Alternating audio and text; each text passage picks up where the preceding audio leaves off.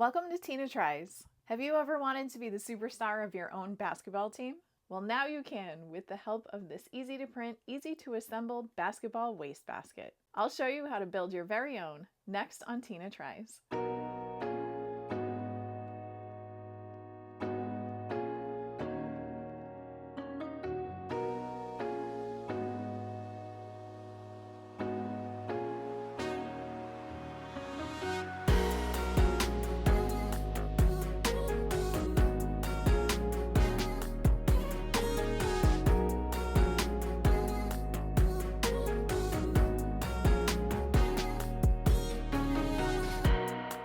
This fun and functional print is today's project. This file is by Geon Lab and can be found on MakerWorld.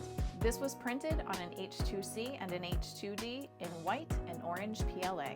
This took just under 27 hours to print and used about 740 grams of filament. The only other material you'll need for this project is some miter apple and the activator spray. As usual, I'll link everything in the description below. Let's check out the build. Here are the printed pieces. Let's assemble this really fun basketball hoop wastebasket. If you remember, I did a Donkey Kong barrel wastebasket back in episode 5. So this is another fun take on a waste paper basket. This one is definitely only for paper because there are actual holes all in the side. Unless you want to line this with some sort of plastic sheet, then maybe you could use it as a regular trash can. But this is really just for paper. Besides, you're gonna ball it up and toss it in here anyway, because that's half of the fun of this. So all we need to do is put some glue on top of each of these little spokes here, and we're gonna line them up with the holes in the bottom of the rim, set it on there, spray it with the activator spray, and we are all set. I'm gonna use miter apple with the activator spray for this one, and let's get to it.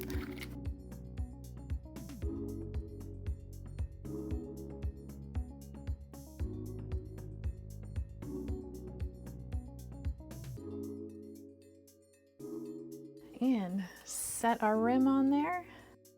Make sure all of your holes are lined up. And we are just gonna spray each of these, and then this will be all set.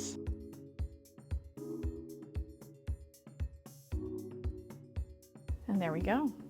There is our completed waste paper basket. Should I test my skills?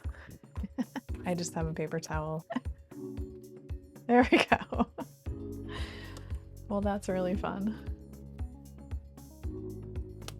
So yeah, there you go. You can be your very own superstar in your home office. Here is the completed basketball hoop trash can. This is really fun, and I'm not sure that we're actually going to use it as a trash can. Everyone in my house keeps moving it to different locations and seeing who can hit the most shots.